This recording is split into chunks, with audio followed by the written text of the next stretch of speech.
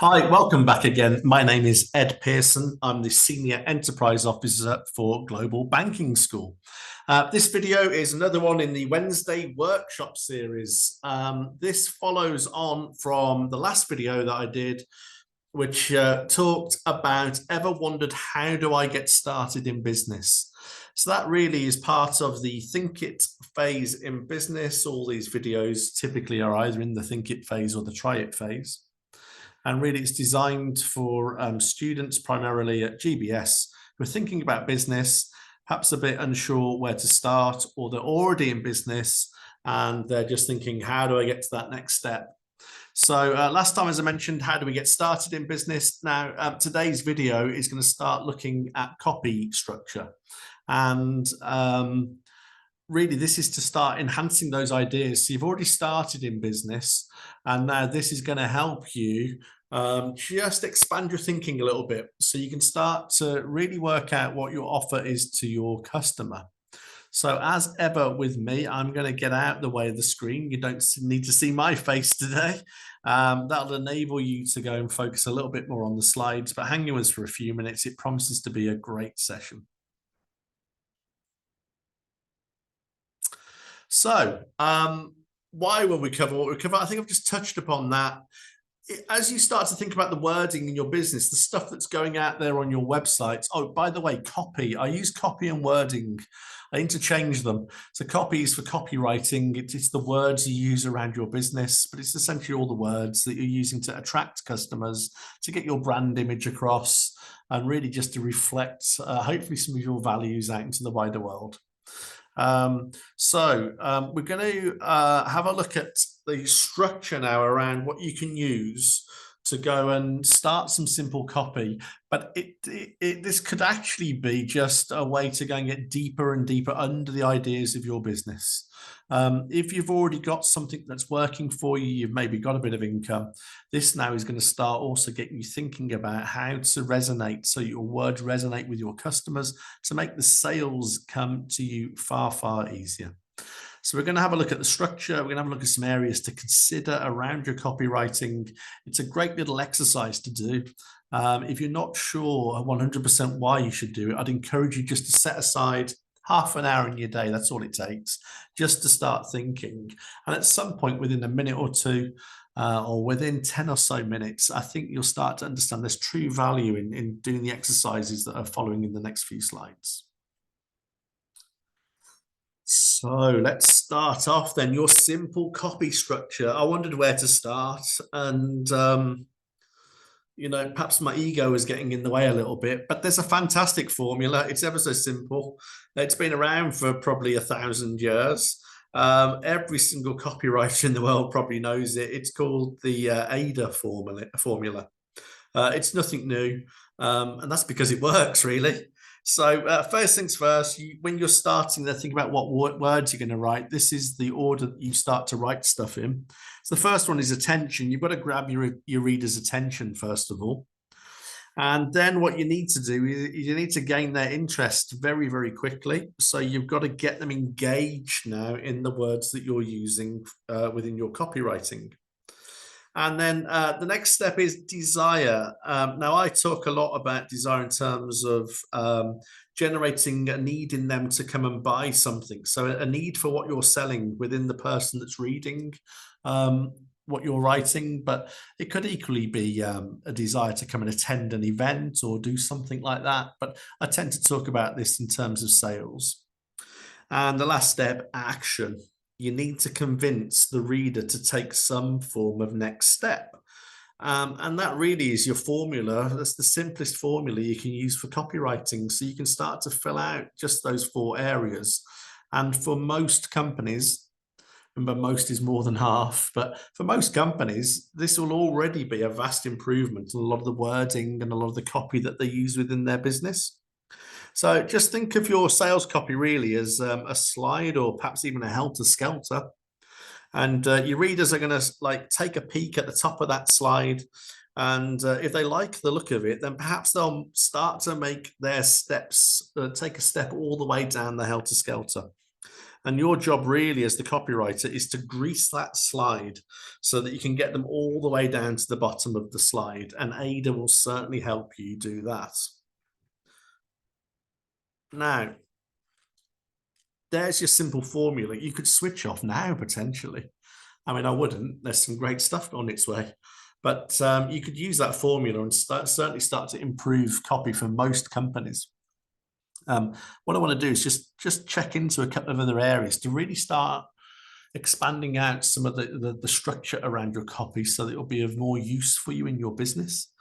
And I thought I'd start actually with a quote. So I'm a big fan of this guy, Gary Halbert.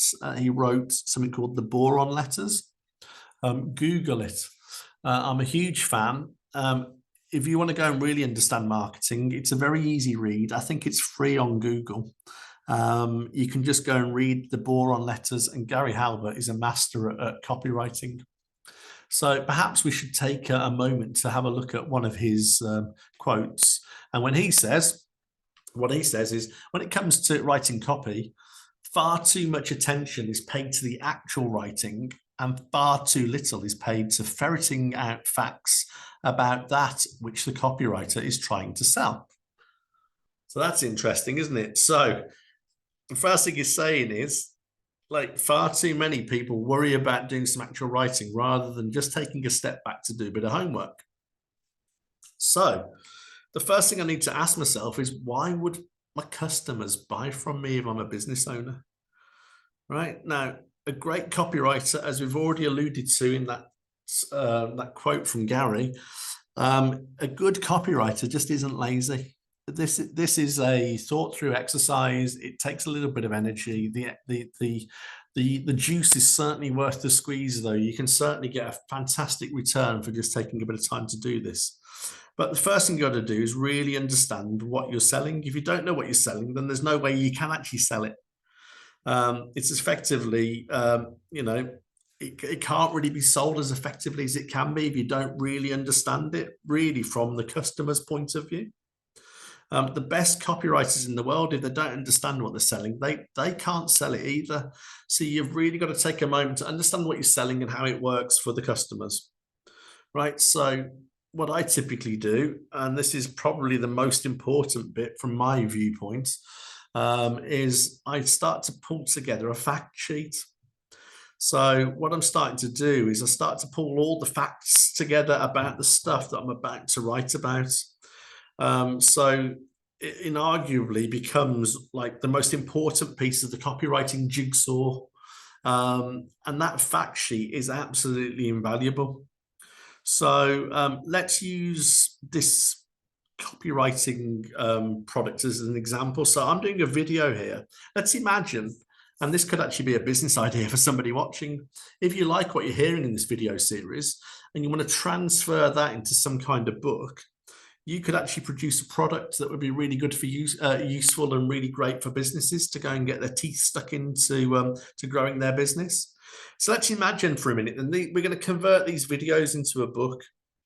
Now, if I was writing the sales letter for how to write compelling copy, here's what I'd go and do. First of all, I'd understand the product. So, I'm going to start thinking about the book itself. Firstly, what would it look like and feel like? How heavy is it going to be? How many pages? Is it in color or is it black and white? What kind of envelope or packaging is it going to be delivered in? How does it feel in my hands? I'm going to start building up a complete picture of this book I'm going to produce off the back of these videos.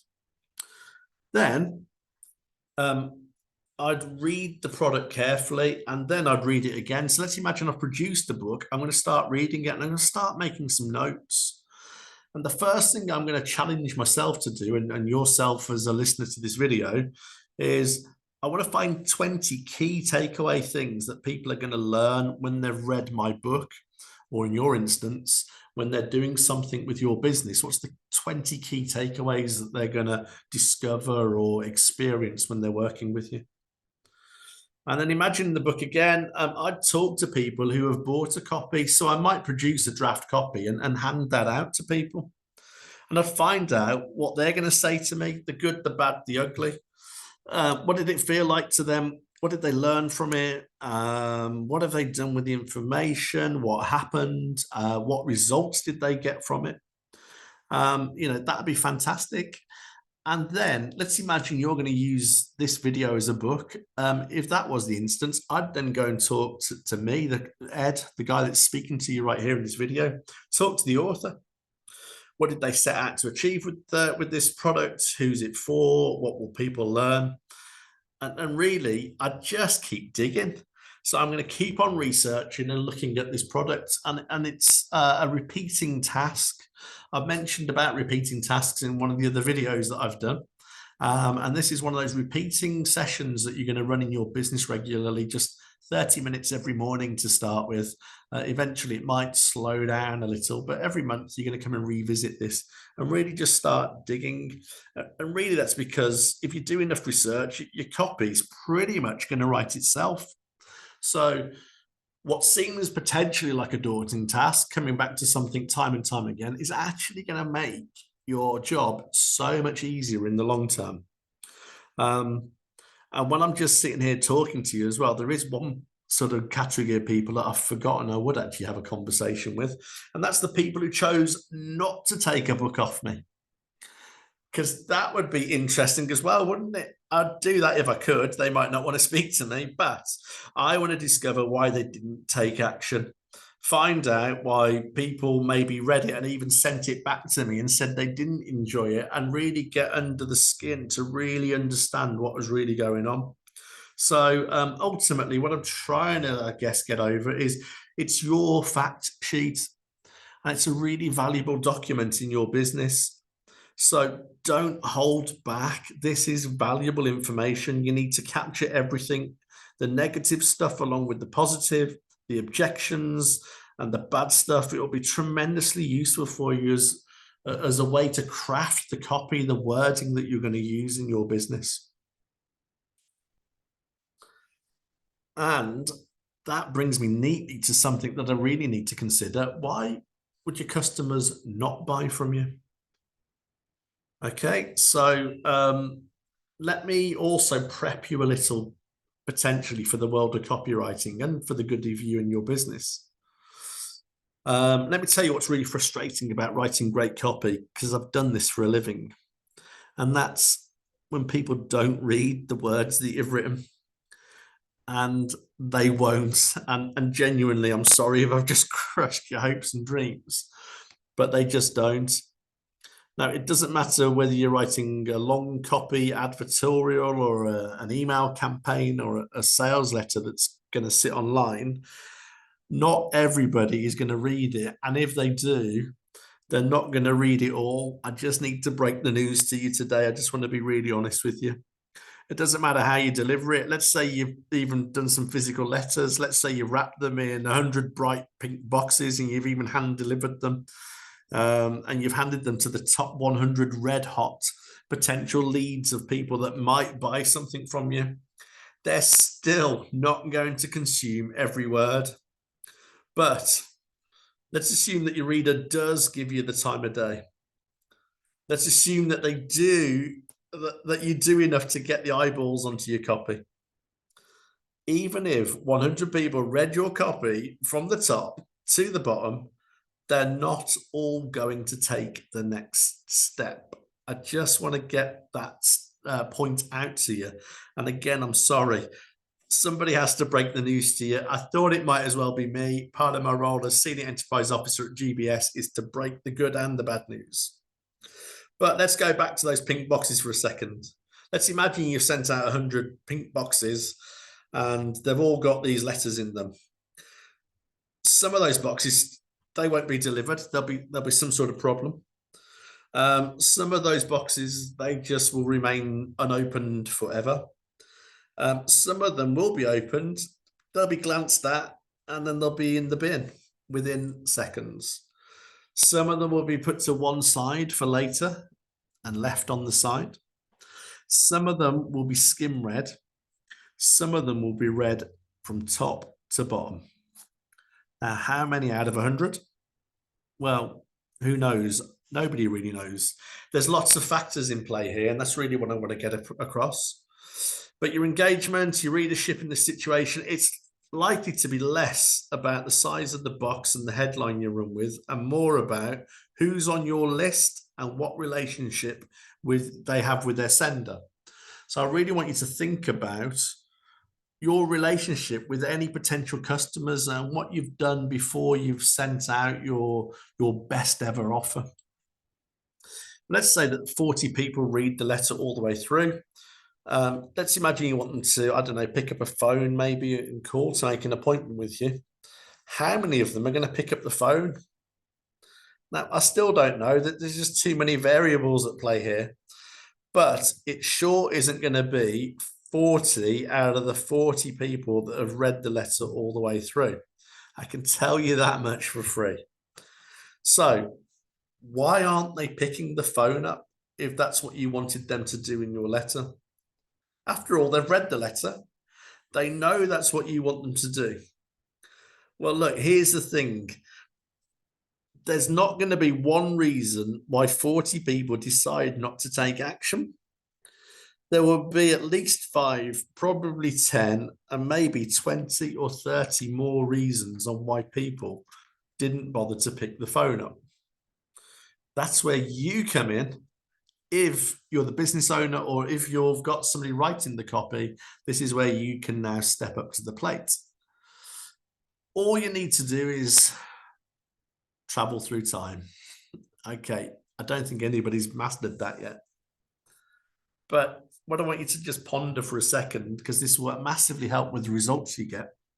So when you sit down to write any form of copy, potentially a sales letter, before you get carried away with pink boxes and pretty ribbons, before you start thinking about the font, the typeface, the line spacing, all you need to ask yourself is one simple question.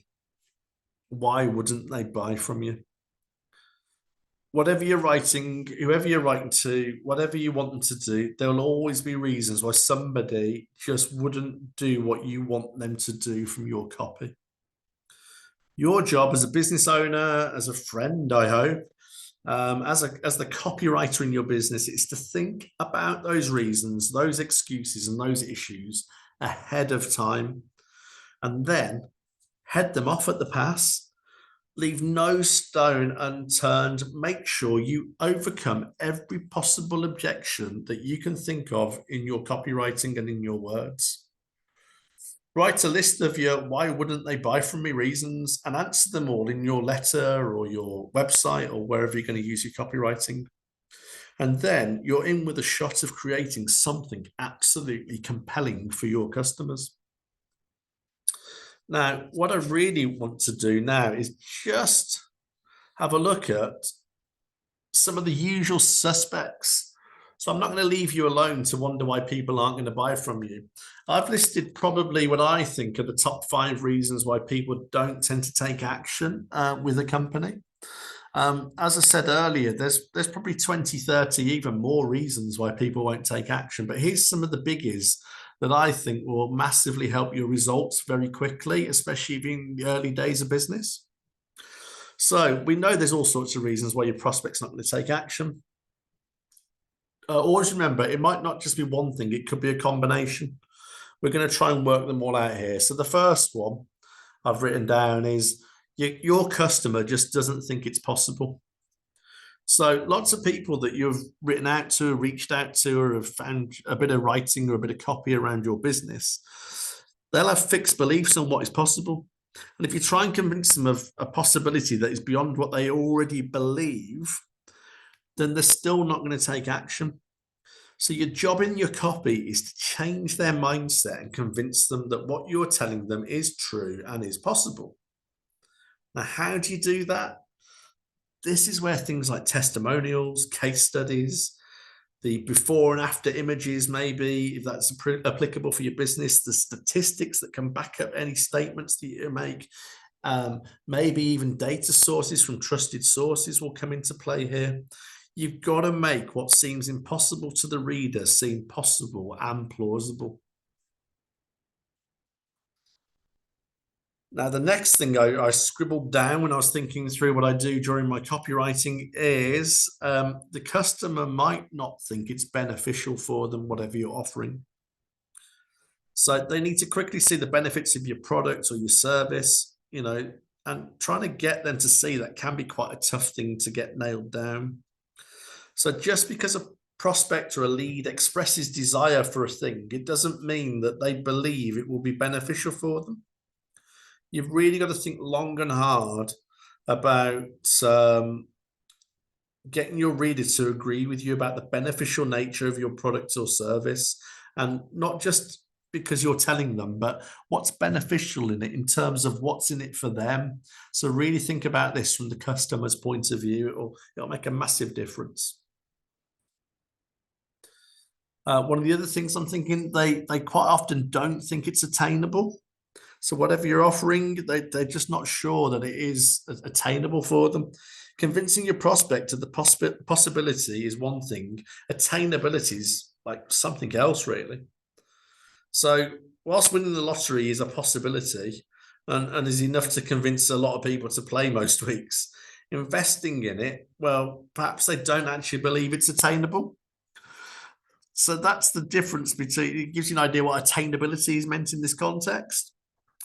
So the way to get them to believe that's an attainable factor using your product or service is you've got to present unwavering proof. Me currently, I'm actually using a gym program, would you believe, to lose a little bit of weight. And when I thought about why I sort of went along and did that, it's because I could see what was attainable. There was loads of people on the images that looked a bit like me, and I thought, okay, if they can do it, I can possibly do it. So when I think about attainability, I think it's one of those areas that requires evidence and an acceptance that it can be done. Perhaps it has already been done, is being done by many others, maybe others like myself, which is what happened with my gym routine recently. And it's got to be so much proof there that really, it can't be denied by the reader. Now, the next thing as well is perhaps the customer doesn't think it's appropriate. So people can often be wary that purchasing a product or service seems to make sense, but question if it's appropriate for them. Perhaps it doesn't feel right.